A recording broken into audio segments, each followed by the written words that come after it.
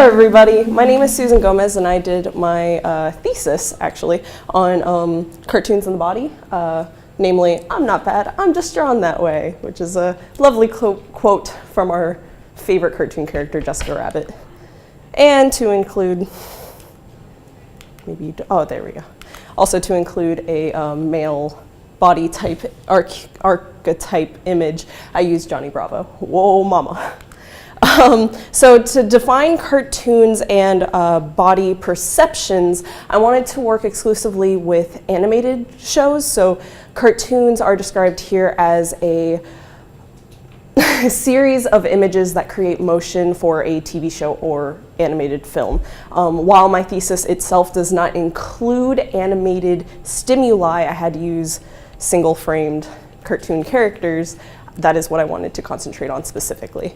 And body perceptions for this study is in reference to drive for thinness, which is your want to be thin, body self-esteem, which is your self-esteem. It's one of the building blocks of self-respect and just kind of feeling good about yourself, and body dissatisfaction, which is kind of self-explanatory, being dissatisfied with your own body. So why are cartoons so important? Why did I want to concentrate on this? Well, aside from being a super cartoonophile, well, won't stand in front of that, I also wanted to talk about how cartoons really, they boomed in our society. From like the first animated wheel, which is the, excuse my pronunciation of this, but it's the phenakistoscope, which is from the 1800s, since the creation of this thing, which when spun creates this animated movement of a single image, people loved it. It was a parlor trick, it was a children's toy, and it really developed, it created several other incarnations? No, I can't remember the word. But it created more, it developed, it created this other representation of it, which I honestly cannot remember the name. They all ended in scope.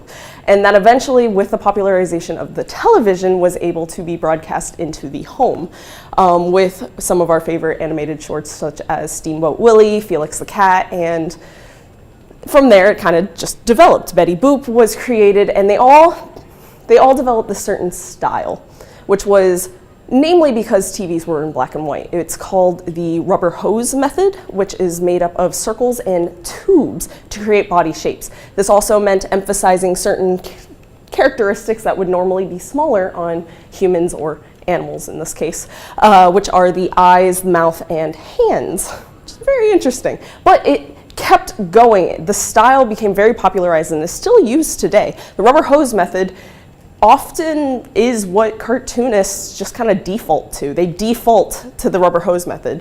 And you can see this in many cartoons that start off with almost this like edgy, like angled shapes, and then as they develop through the seasons, they'll go into the rubber hose method just because it's so much easier to do. For instance, the Jetsons and the Flintstones also use this rubber hose method, as you can see with all the characters being made up of mostly basic shapes. Now, what's really interesting about the Flintstones is cartoons were almost like they were just like a novelty. They weren't really a really big thing until Walt Disney created Snow White and the Seven Dwarfs, where he said, hey, these characters can be personalized. They can be like humans. They can have character. They can develop. And so cartoonists really took that to heart. They brought it into the television world. And a lot of TV shows came onto primetime television, which is from 8 o'clock to 11 p.m. TV shows that got that primetime television slot really became super popular, which is why almost everybody knows the Flintstones, because they were on primetime television. Isn't that cool? And with primetime television came Saturday morning cartoons, and then TV channels dedicated to cartoons, such as Nickelodeon, Disney Channel. I mean, they do incorporate some live action, but it is majority cartoons, as well as Cartoon Network, which is an entire network that is dedicated to cartoons, and it's been around for 22 years. How amazing is that? It's been around for 22 years and is still growing strong. Cartoons are kind of studied in psychology, which is where I focus my research on, but they're not researched in the way that I wanted them to research.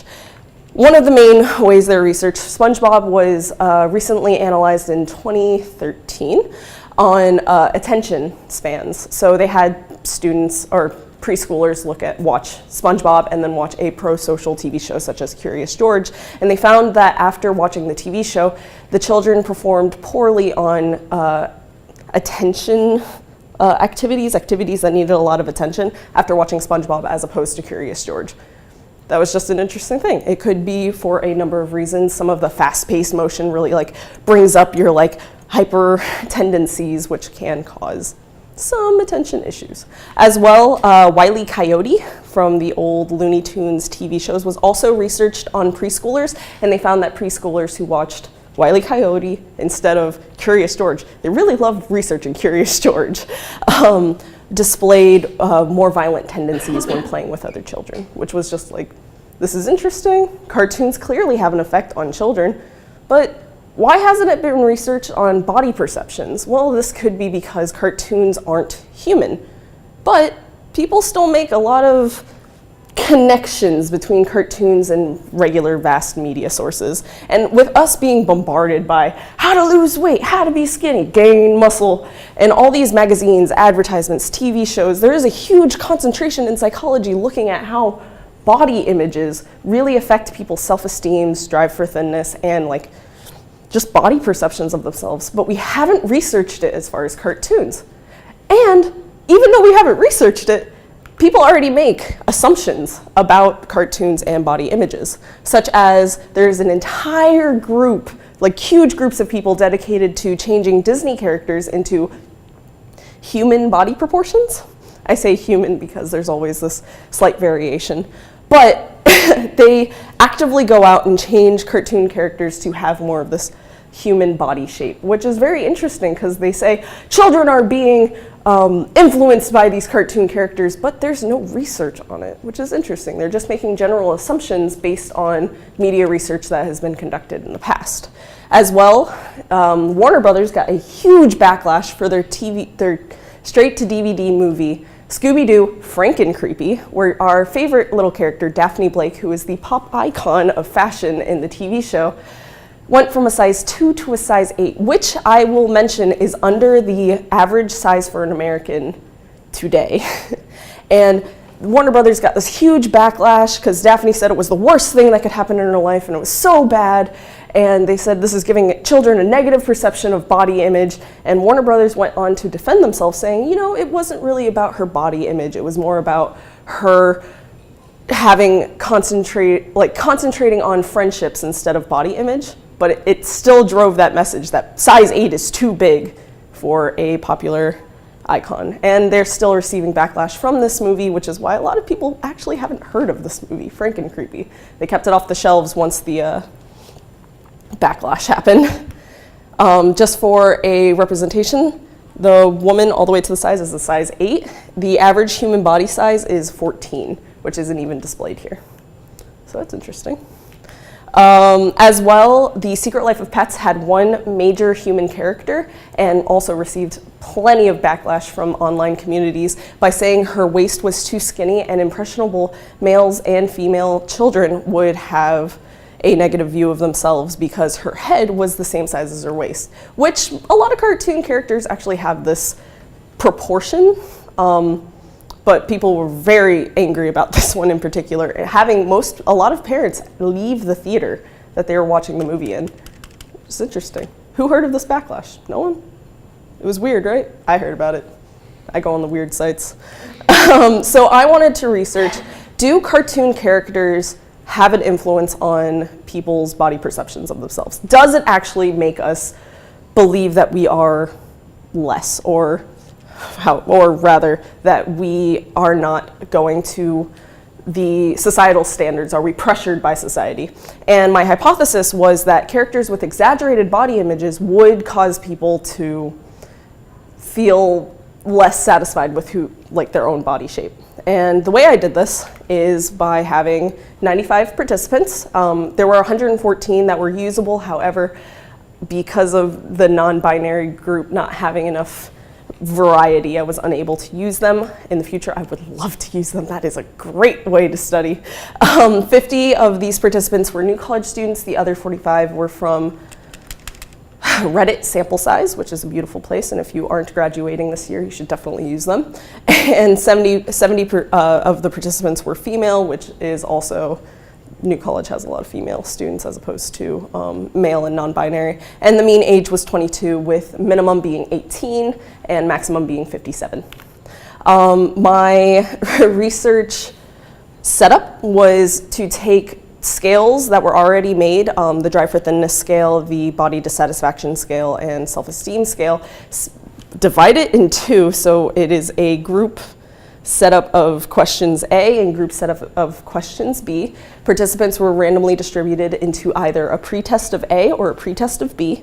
They were then given an image based on their gender and then randomly distributed into an exaggerated image, an average image, or a non-human animal, which I will display in a moment. And then if they took group questions A, they then took group questions B, and vice versa. I did this so that participants were not exposed to the same questions twice and then having that bias. So they either took one or the other, and then all the answers were averaged out, as well as compared to themselves. So it was a within and out group.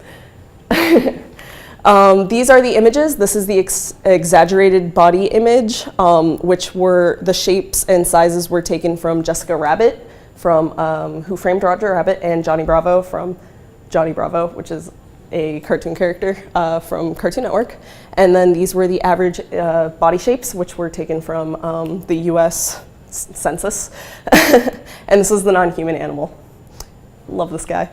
So what's really interesting is I found, well, these were the inventories. I found nothing. Nothing was statistically significant, but by comparing the means, we can see that females did score relatively higher on body dissatisfaction, Drive for Thinness, and actually a little lower on self-esteem, which is, again, that's just the average. That's what we see in a lot of studies. And then as far as going from pre-test to post-test, self-esteem was always slightly lower, and the other two always showed a slight increase. But again, these aren't statistically significant. This could be because of several reasons. As you can see here, here, and here.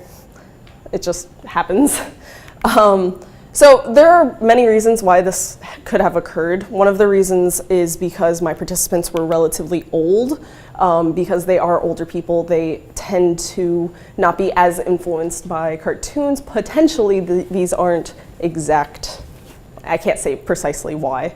What would be interesting is if I had asked the participants how much cartoons they already ingest, because if they aren't ingesting as many cartoons as, say, myself, they might not be as influenced by cartoons, or maybe that gives them a whole barrier between cartoons and body perceptions, which is really interesting. If I were to continue this research, I would definitely test on children, because children are influenced by almost everything. Isn't that awesome? Not really, but we should definitely research them because they are the most vulnerable group of human peoples that we have.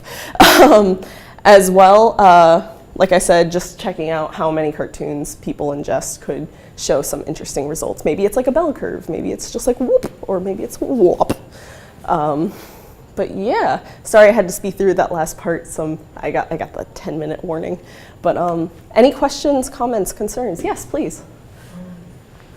So you talked about all the stages you put the people through, but you didn't say much about the exposure to the cartoons. How long did they look at them? What did they do with them?